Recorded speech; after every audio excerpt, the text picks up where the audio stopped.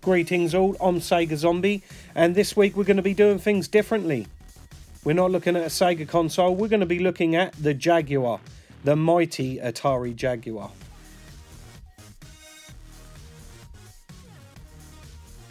Right, let's take a closer look, guys.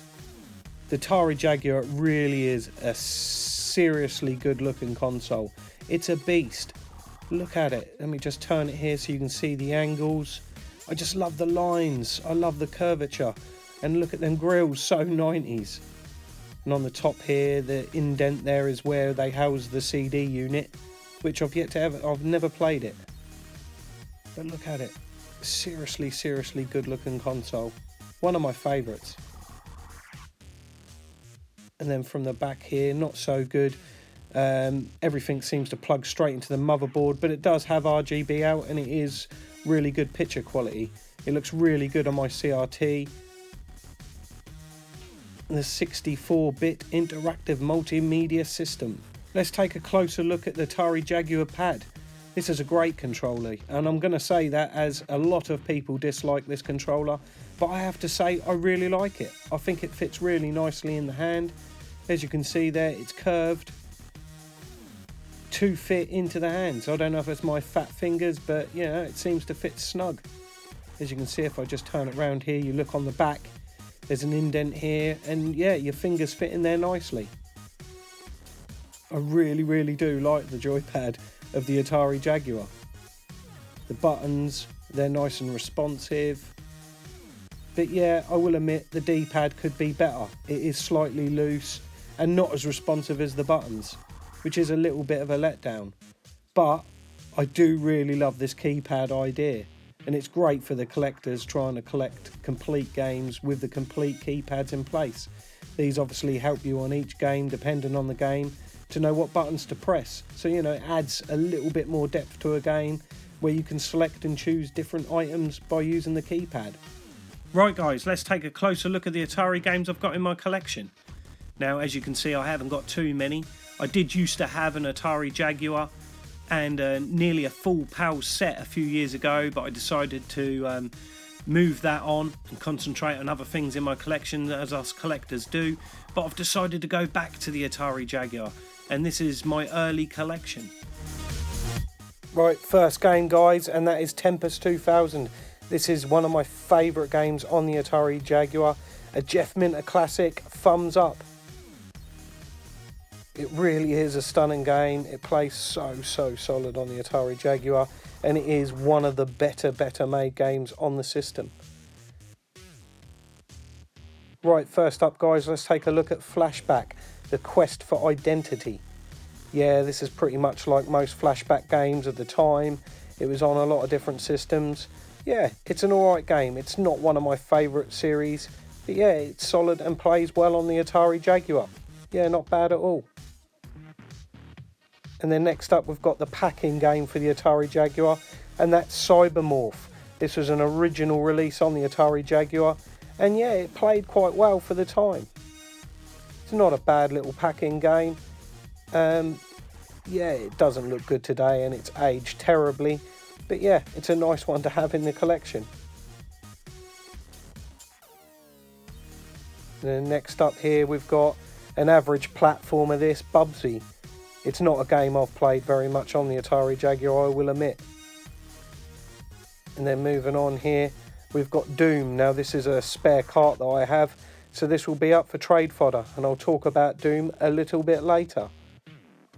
But let's take a closer look at Tempest 2000. Here I've got the manual. Unfortunately, I haven't got the box. I've got the cart and manual. It's one that I'm going to look to get complete. It's a great game. Just look at that gameplay footage. Really colourful, bright visuals, stunning music. Great Jeff Minter blaster. This really highly recommended. I know it's now been released on other systems, but it's a great game for the Jaguar, and it really was a showcase title, which the Jaguar didn't have many of. Right, let's just have a little look at the Jaguar boot up screen here, guys. As you turn the system on with a cart in place, you get the falling Atari font there. And then what I do love is that spinning Jaguar cube. Awesome. Right, first game up we've got is Syndicate, guys. Now, this is an Amiga game that I did used to play a lot of back in the day. It's a great game. Quite a unique setup to this game. Yeah, check it out. Not a bad port on the Atari Jaguar. I can't say I've played it much on the Jag, but it seems pretty damn close to the Amiga original. Now, this is a game that is up there with Tempest 2000 and a system seller at the time, and that was Alien vs Predator. I can remember seeing this in the magazines and all the feedback on this game. It just made me want an Atari Jaguar, and it's the reason why I bought it back in the day. What a solid game this is. It really did have atmosphere. This was one of the first games I remember having that kind of eerie, claustrophobic atmosphere that you didn't know what was round the next corner. And it was great that you could play as the alien, the predator and the marine. Obviously, I think the gameplay lost it a little bit on the alien and the predator. It doesn't play as well as the marine missions, in my opinion.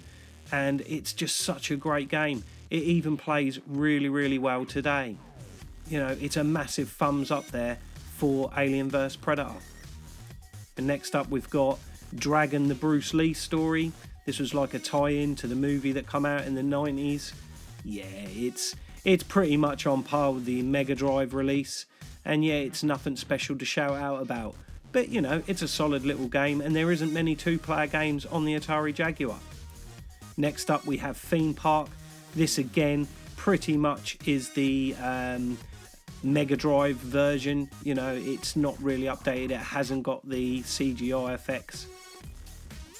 And then next up here we've got Skiing and Snowboarding. Again, this is nothing too great on the Atari Jaguar.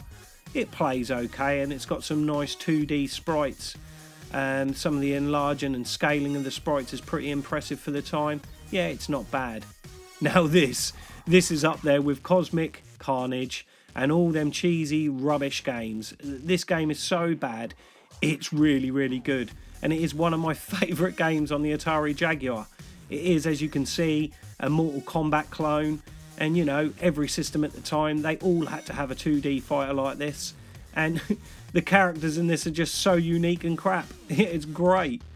And here we go. Here's Doom. This plays absolutely brilliant on the Atari Jaguar. It's one of my favourite conversions on a console. Really solid. The controls are responsive. It moves great frame rate. Massive thumbs up on this. Doom is a classic on the Atari Jaguar. And then that leaves us with this one, and that is Attack of the Mutant Penguins. Now, this is a game I've yet to play on the Atari Jaguar. It come in a bundle that I bought. I've never ever played it. It looks quite interesting, but the game is sealed. And you know, I am tempted to open it and play it, but people have told me it's really not worth opening and playing. But you know, you never know. I might open it up and give it a blast. And what a frustrating red screen that is. Often get this when changing carts on the Jaguar. And that's it, guys. That's the Atari Jaguar. I'm going to be looking out for Raiden. Yes, Raiden on the Atari Jaguar. And I'm also wanting to get Super Burnout. This looks really good on the Atari Jaguar. And another shooter that I want to get is Trevor McFur in the Crescent Galaxy. I used to have this and want to get it back. I'm Sega Zombie. I hope you're enjoying the channel, guys, and if you are, please subscribe below. Until the next time, goodbye. And just a quick shout out here for another one of my Facebook groups, and that's Retro Realm. If you're loving anything retro and you're on Facebook, check it out.